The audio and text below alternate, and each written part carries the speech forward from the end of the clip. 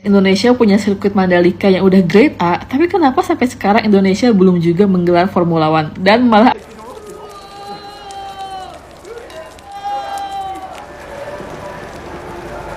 Kenapa sirkuit Sepang selalu dipilih MotoGP jadi tempat tes pramusim?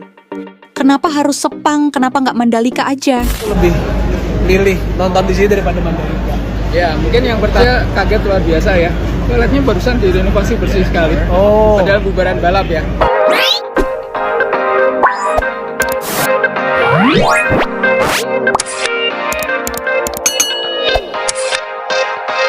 Hai, selamat pagi semuanya. Good morning. Apa kabar kalian? Semangat untuk pagi hari ini ya. Didoakan, dipermudahkan, dilancarkan segala aktivitas kalian ya.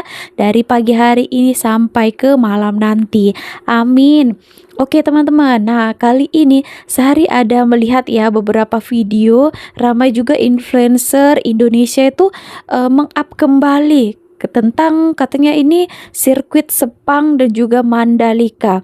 Oke, ini Sari teringat ya, karena Mandalika itu kan masih baru saja kan. Nah, ketika itu Sepang itu kan sudah lama. Ketika baru saja dibuka Mandalika itu ramai netizen daripada sana itu sombong ya, mengatakan wow, Malaysia ataupun Sepang itu akan ketar-ketir melihat Mandalika akan sukses ke depannya, bla bla bla semacam itulah ya.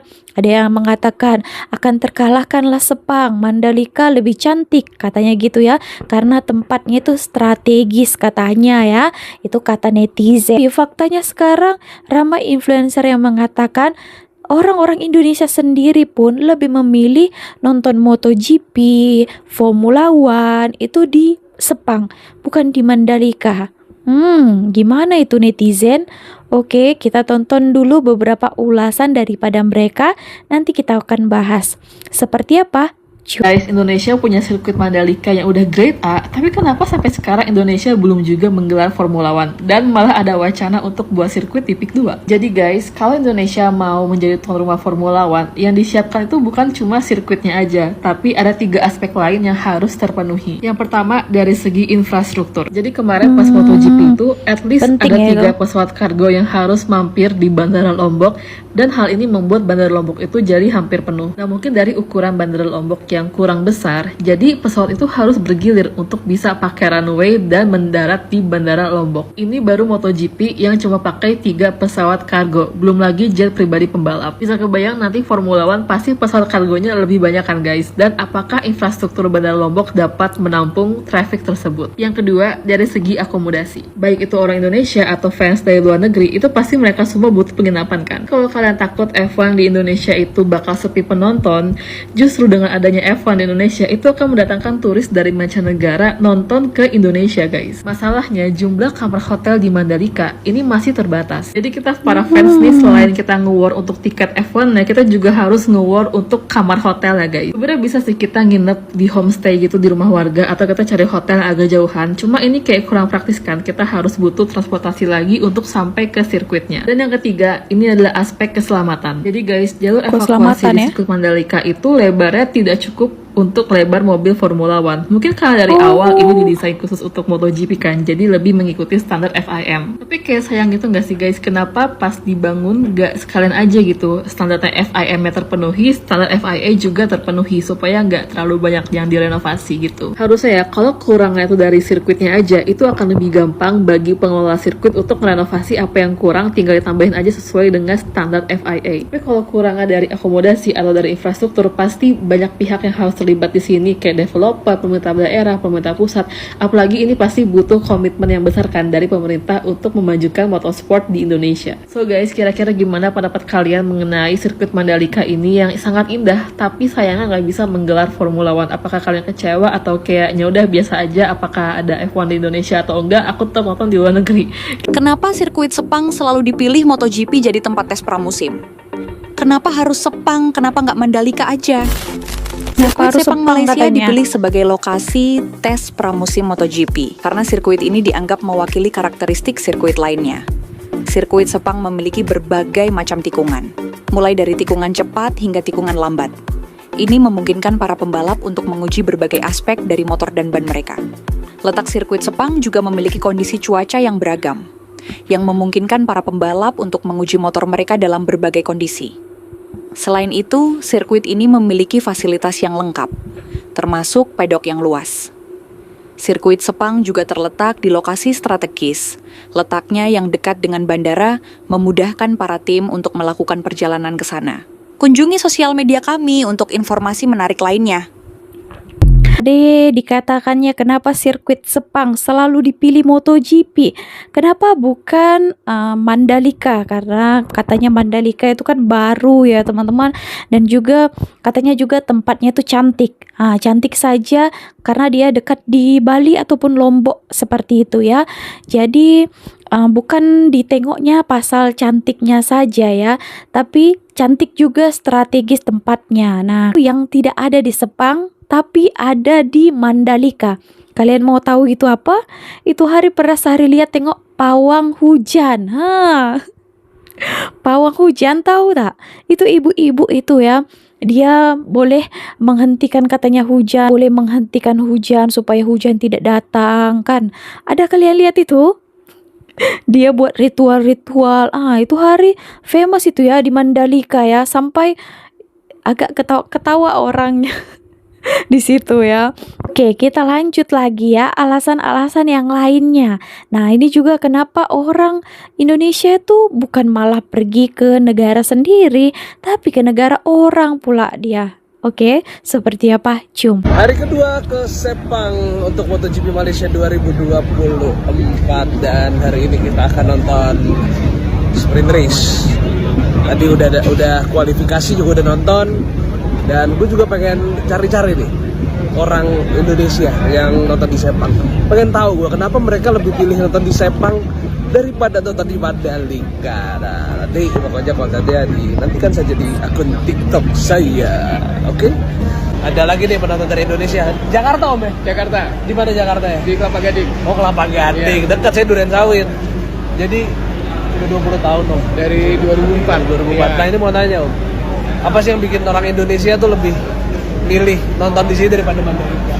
Ya, mungkin yang pertama ya awalnya kan ada di Sepang dulu ya. Iya. Ya. Yang kedua, karena kadang kalau kita hitung secara total ongkos, Nah. terus terang kadang di Sepang bisa lebih murah. Tuh, betul Iya. kan? Mungkin salah satu nih hal yang menarik ya. Iya. Saya barusan ke toilet nih. Iya. Karena saya 2 tahun terakhir, Iya.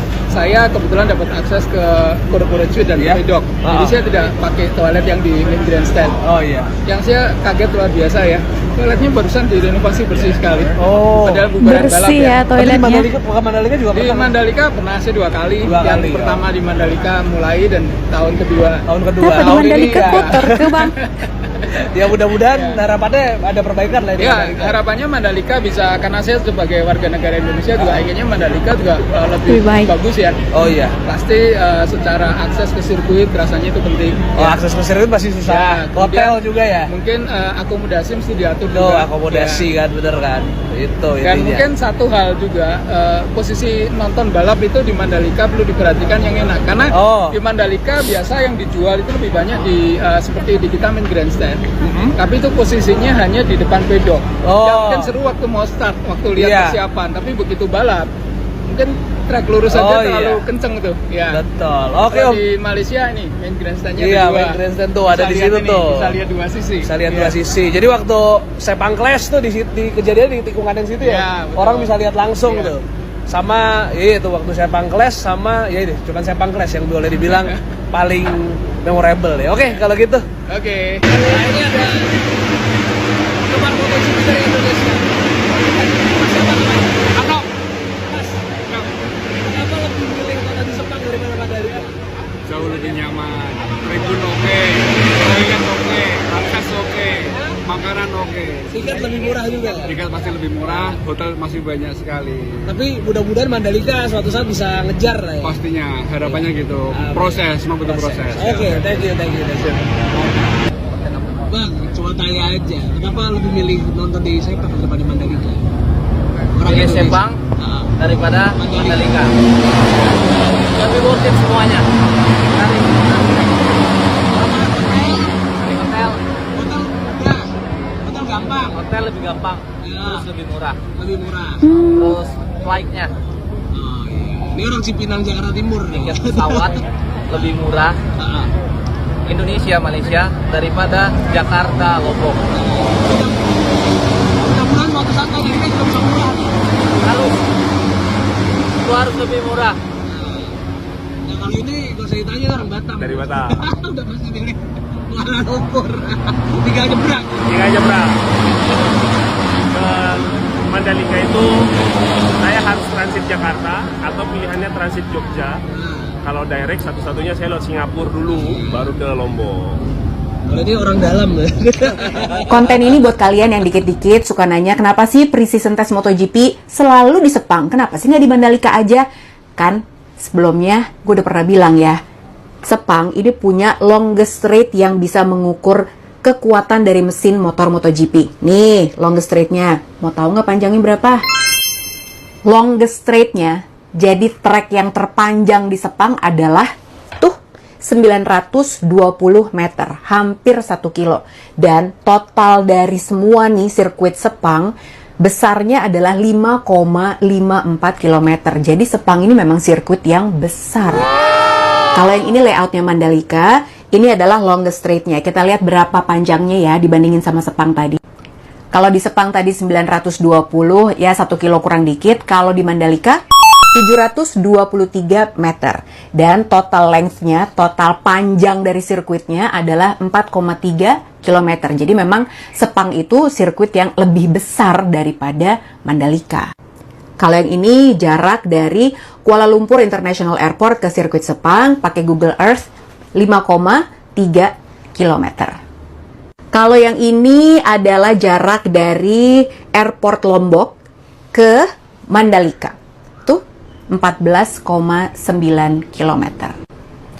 Jadi alasan kenapa Sepang dipilih ya karena sebetulnya secara data yang dikumpulkan di Sepang akan lebih lengkap aja kalau tesnya dilakukan di sana. Gitu aja sih. Tapi kan race di Mandalika juga seru, ya nggak? Tapi tadi dari ya tanggapan orang Indonesia yang mengenai sirkuit Sepang tadi tuh yang mencuit perhatian Sari tentang kebersihan ya. Dia katakan tadi tentang toiletnya. Hal yang kecil pun mereka rasa sangat suka di sini ya. Katanya toiletnya itu bersih seperti itu.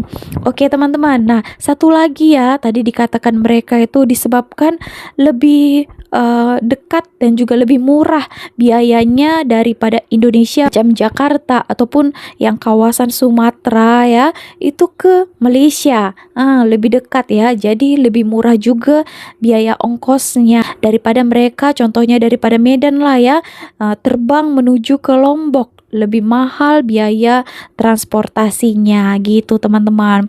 Oke, jadi mereka pilihlah ya sekalian ke luar negara, sekalian jalan-jalan langsunglah ke luar negeri gitu. Oke teman-teman, jadi seperti itu. Ini Sari jujur Sari pun belum pernah masuk ya. Tapi kalau dari depannya itu selalulah hari-hari ya kan. Tapi kalau depannya saja pernah, tapi masuk belum lagi ya. Karena mungkin sehari belum tertarik lah ya. Nanti mudah-mudahan ada rezeki, ada masanya ini ya. Yang susah ini teman-teman kalau punya ibu-ibu punya anak ini susah ini mengejar masanya. Oke, kalau ada waktu mudah-mudahan dikasih kesempatan Sari mau tengok langsung ya. Oke teman-teman, so segini aja video kali ini. Kalau kalian ada komentar lain, kalian boleh berikan komentarnya di bawah. Terima kasih telah menonton video ini sampai akhir. See you on my next video. Bye.